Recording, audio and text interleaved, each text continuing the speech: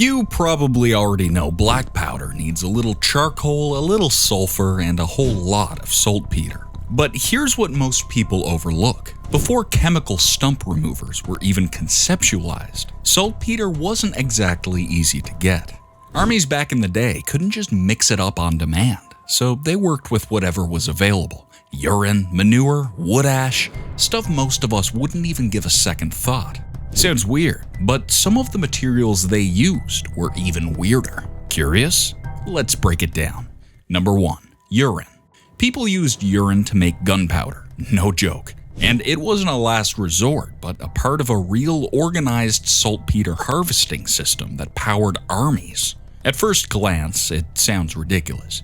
There's urine in black powder? How is that even possible? Well, urine carries the kind of waste compounds that, when left alone and exposed to air, slowly break down into something far more useful. The process doesn't happen overnight though, not even in weeks, but over time what starts as waste turns into somewhat of a key ingredient. Yes, I know, pee of all things, but it's as practical as it gets. Centuries ago, in England under the Crown, people were ordered to save urine along with animal and human poop, which we'll talk about in a bit. Entire neighborhoods collected urine daily. During the American Revolution, colonists reused it in makeshift systems. Confederate troops did the same when supply lines collapsed. It wasn't pretty, it sure smelled icky, but it worked wonderfully. Even old gunpowder could be reprocessed using urine, turning it into a safer paste before drying again. Tells you just how valuable urine was back in the day. Of course, the downsides are obvious. It's messy and disgusting, though not as disgusting as some of the other stuff on this list. Another downside is that by itself, it's useless. Urine alone doesn't produce saltpeter. But still, it's important to acknowledge that given enough time and another key ingredient, it can become fuel. Number 2. Animal poop. So if urine is the starting point, manure is where things begin to scale. It's where the process actually starts to feel like something people can build around.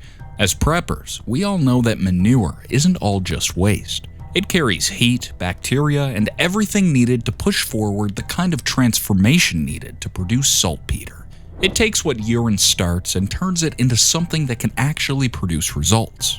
Historically, this is where countries got serious. In parts of Europe, large piles of manure mixed with other organic waste were stacked, turned, and maintained over long periods.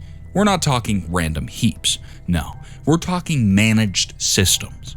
The kind that people worked just like cornfields. One Austrian operation back in the day hauled over 1,000 tons of manure just to get a fraction of usable material out of it. Not efficient by modern standards. Nope, but it was enough for warring nations to keep the black powder flowing when nothing else was available. Now, it also came with a cost. The horrific smell alone pushed these operations far away from the cities. Workers were looked down on. Nobody wanted to be seen near it, and yet everyone was desperately dependent on the saltpeter it helped produce. If you're looking into making your own saltpeter, animal manure is the point where it all becomes real. You'll no longer look at it as waste. You'll look at it as an important part of a system that can sustain itself over time, even if it's slow, dirty, icky, and demanding. Number 3. Night soil, aka latrine soil. Back when the business of black powder production was scaling, instead of building a saltpeter mining system from scratch, people realized something simple. Some places had already done the work for them. Soil that sat under latrines, barns, and old structures had been soaking in waste for years, sometimes even decades. It was that kind of dirt that was so valuable you couldn't look at it as just dirt anymore. It had already absorbed everything it needed. All that was left was to collect it, process what was already there, and in some cases, it was rich enough that people would dig up floors, literally tear apart buildings, and not to mention ran into all sorts of trouble just to get it. In England, there were government workers known as saltpetermen. These guys were given the authority to enter private property and dig wherever they thought the soil was nice. Barns, stables, cesspools, outhouses, nothing was off limits. Not even churches. Some people fought back, some bribed them to go away, but the saltpetermen didn't care. All they cared about was getting more of it. From a practical standpoint, this is one of the best case scenarios. No waiting months or years. It's all just harvesting stuff that, sure, required a lot of time to harvest, but that time had already passed. The transformation already happened. They were just taking advantage of it. Much better than starting from scratch. Number 4. Cave dirt. Cave dirt on the surface is just dirt. Doesn't look like anything too special. It's just loose soil on the ground, right? Sure, but under the right conditions and over long stretches of time, it becomes something else entirely. Inside of caves, especially ones with the right airflow and dryness, minerals concentrate, organic materials break down, moisture moves through the system, and what's left behind builds up in layers. Over years, and sometimes centuries, you end up with dirt that's already packed with what you need. People figured this out early too. In China, it was used for generations. In the US, especially during the Civil War, entire operations were built around mining cave dirt. Workers nicknamed Peter monkeys would help dig it out, haul it, and process it on site. Okay, I gotta admit, the Brits' saltpetermen sounded a little more classy here, even though what they did was a lot more icky. By the way, back to the Peter monkeys. It wasn't easy work either. Tight spaces, low light, and heavy labor. Fires burned underground to process what they collected. But the payoff made it worth all the hard work. Some of these deposits could even recover over time, slowly building back after being harvested. From a survival perspective, these caves are literally rare finds. No need to build anything, no need to wait. We're stepping into a system that's been running long before we get there. We only need to know what we're looking for, and it's like finding stored bullet energy just sitting there. 5. Niter beds. Compost-based systems, often called niter beds, were designed to take all of the elements we've talked about and combine them in one place. Waste, soil, plant material, wood ash, all layered, managed, and left to do what it naturally does. It wasn't fast though. Sometimes it took months. Sometimes it took a couple of years, but it was predictable and therefore repeatable. Gunpowder depends heavily on one ingredient more than anything else. 3/4 of it comes from saltpeter alone, with the rest made up of charcoal and sulfur. If you couldn't produce that main component though, nothing else mattered. So people built systems that could produce that main component. The niter beds were turned, watered, and maintained painstakingly over long periods of time. They looked like random piles of dirt, and they're definitely primitive by today's standards, but they were so effective at the time that they kept things running when supplies were limited. In places without natural deposits, this became the backbone of production. From a prepper's mindset, this is the slow but sure approach. We do this when we're not looking for a quick payoff. We do this when we want to build something that keeps producing over time. Slow but reliable, as long as we can maintain it.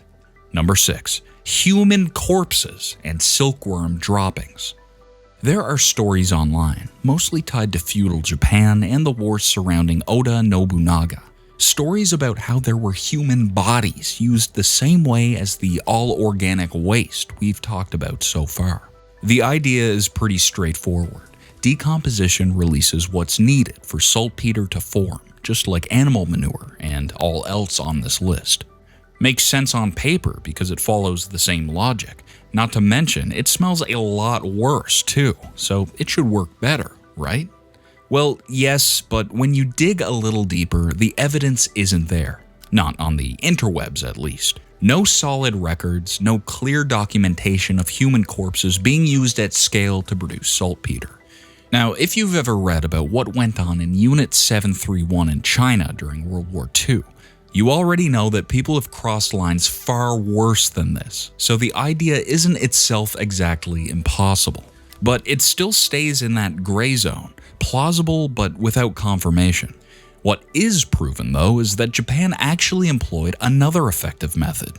They took the same method Europeans used and refined it in a completely different direction. In some regions, people built production systems right inside their homes. under floors, beneath hearths. They created controlled environments where organic material could break down steadily over time. One of the key ingredients? Silkworm droppings. Again, weird. They had cow, chicken, and pig manure too, but the idea was silkworms offered consistent poop, a real steady supply of it, and when mixed with other materials and left to sit, it produced the same end result, just in a more stable way. Number 7. Bat guano. Bat guano builds up over long periods in caves where colonies stay undisturbed. Layer after layer, year after year, it accumulates into something far more concentrated than anything you'd get from a typical surface environment. In some cases, the material could contain a surprisingly high percentage of what you need.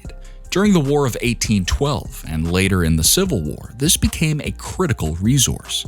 Caves filled with bat guano turned into supply points. The process itself stayed simple in principle: collect it, dissolve it, and refine it. But the starting material was far richer than anything on this list, with the last material being the only possible exception. We'll get into that in a bit. Now, collecting bat guano was brutal. Tight spaces, poor air, and long hours. In places like Mammoth Cave, much of that labor was forced and carried out under harsh conditions. But there's a good reason people pushed through it. Compared to building niter beds or collecting manure, this was a shortcut. Nature had already concentrated everything into one place. From a survival standpoint, bat guano is one of the closest things you get to a natural advantage. Sure, you're still working, but you're already several steps ahead.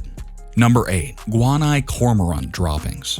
And last but definitely not least, seabird guano droppings. On certain coasts, especially in parts of South America, massive colonies of birds, like the guani cormorant, have been depositing waste in dry, rainless environments for centuries. The result is something almost unbelievable. Layers upon layers of black powder material stacked meters thick, hard, compacted, and incredibly rich.